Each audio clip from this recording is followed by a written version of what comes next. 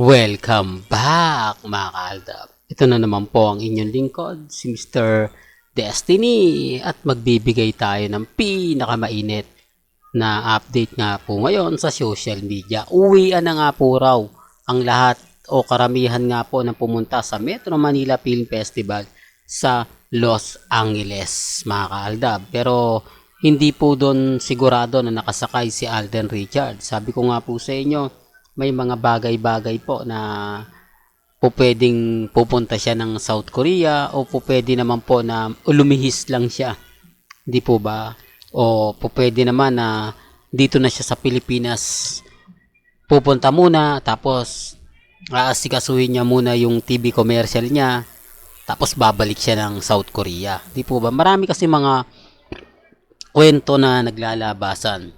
Pati tayo tinatanong kung totoo nga po ba na meron siyang commercial sa Cebuana dahil yun po kasi yung pinost niya sa kanyang Twitter account. Sinasabi naman ng iba na meron daw po siyang photoshoot o TV commercial sa Walter Mart.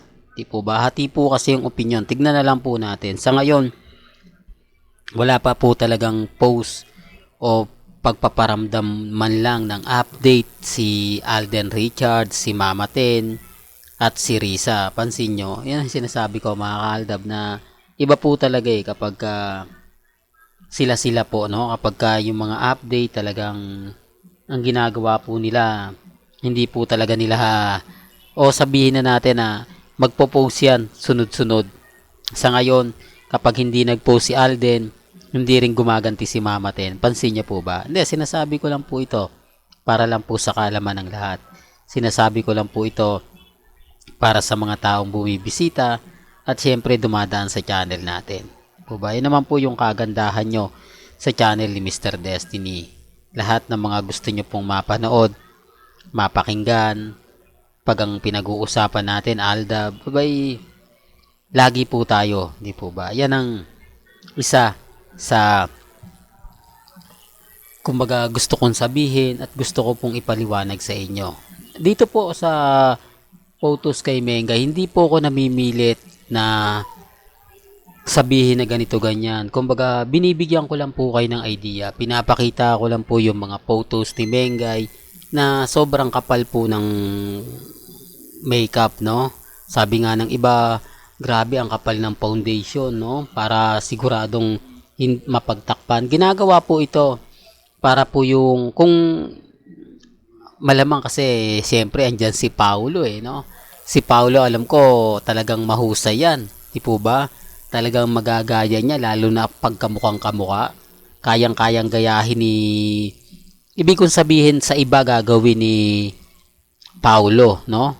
Sa bagay mahirap na naman mag-react kasi sinasabi nila na kumbaga ganito ganyan. Ako hindi naman totoo yung mga sinasabi ni Mr. Destiny, hindi po ba? Kaya nga po minsan tayo talaga yung naiipit o ako talaga yung naiipit kapag ganyan yung ina-update natin. Po ba na sinasabi na ko, dapat yan, i-demanda na yan.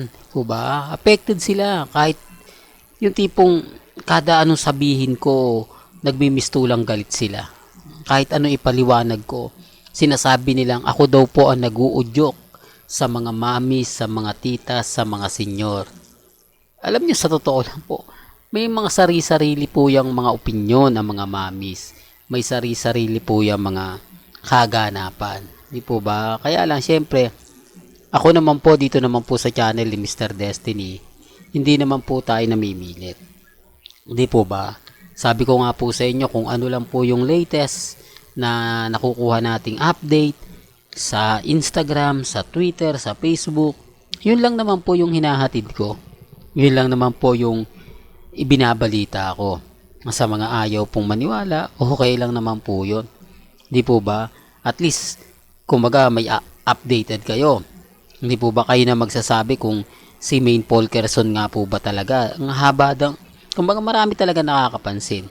Bukod po sa haba ng suot at yung kapal ng makeup, di po ba? Hindi nyo masisisi yung iba kung nagdududa na rin. Hindi nyo masisisi yung iba kung kumakampi po sa akin. Hindi po ba? Although pag ako talaga matik na yan, hindi na tayo maghahanap pa ng kakampi. Hindi na tayo maghahanap ng mga sa tingin natin makukuha natin yung simpatya. Remind ko lang po sa inyo, wala po ako makukuhang followers since 2023 hanggang 2024. Ito po kasi yung mga babatikos lang sa atin kapag nanonood sila. Kaya hindi po ako nagpaparami ng subscriber, hindi po ako nagpaparami ng mga viewers. Kasi kung gugustuhin ko naman po mga kaaldab, magpapalit lang ako ng content. Hindi po ba? Magpapalit tayo ng mga talagang yung pinag-uusapan. Gaya nga po kay Dominic, kay Bea, kay Catherine, kay Alden, kay Sanya, kay Alden, kay Daniel Padilla, kay Lisa Severano, yung mga bigating artista ngayon na pinag-uusapan. Di po ba? Gaya nila Andrea Brillantes. Yun ang i-update ko. O yun talaga sigurado marami akong viewers kasi bago yan pumutok ako muna eh. Bago yan pag-usapan, marami na agad na makikita natin sa Instagram, sa Twitter, sa Facebook. Di po ba?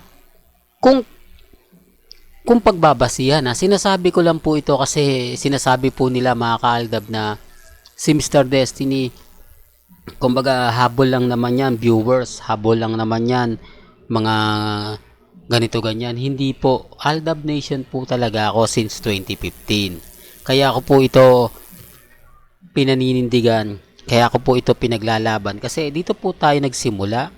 Di po ba? Dito po tayo kumbaga nagkakakilala, lalo na po yung mga mamis, mga titas. Ito na po talaga yung in-update ko. At dito po talaga tayo masaya. Kaya nga po pinagpapatuloy ko pa rin kahit alam natin na marami tayong kalaban, maraming galit sa atin. Hindi po ba? Hindi po ako nagpapatinag. Kaya nga po sinasabi ko to para po dun sa mga taong dumadaan at sa mga nagsasabi na ginagamit ko daw po yung Aldab. Pwede nyo sabihin na ginagamit ko yung Aldab kung ang account ko 2019, 2020. Kung titignan nyo yung about sa channel ko, 2015 yan. O di po ba, ang tagal na? O, ilang years na po? 9 years na po. Sa December. Ibig sabihin lang po niyan, kumbaga, totoo. Di po ba na hindi po ako nagbago?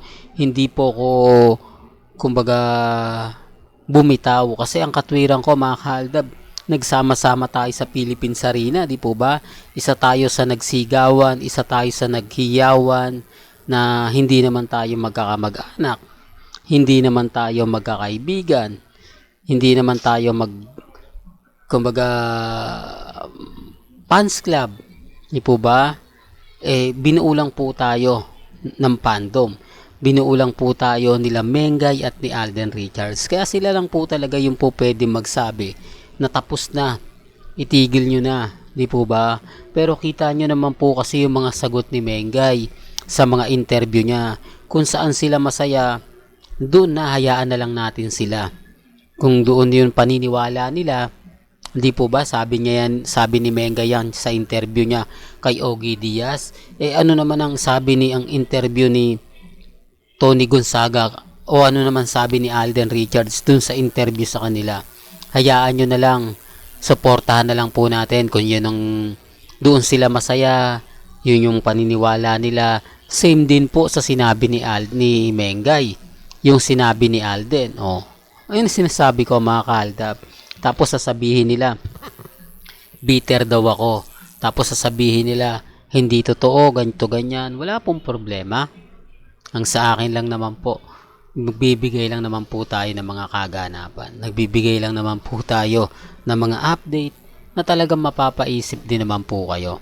Walang gandito na lang po ang ating latest updates. Kaya kung gusto nyo pa po ng pinaka-latest at sariwang update, abay tumutok lang po kayo dito po sa channel ni Mr. Destiny para updated po kayo sa mga latest at sa mga bagong video po na ilalabas po natin maya-maya lang. Kaya kung bago ka lang sa channel na to at isa kang true-blooded Aldab Nation na nagmamahal po kila Mengay at Isoy, tama po ang channel na pinuntahan mo, kaya consider na po kitang bagong subscriber. At huwag mong kalimutang i-share ang mga video po natin sa mga mami, sa mga titas, at sa mga senyor. Hanggang sa muli, salamat po sa panonood at pakikinig.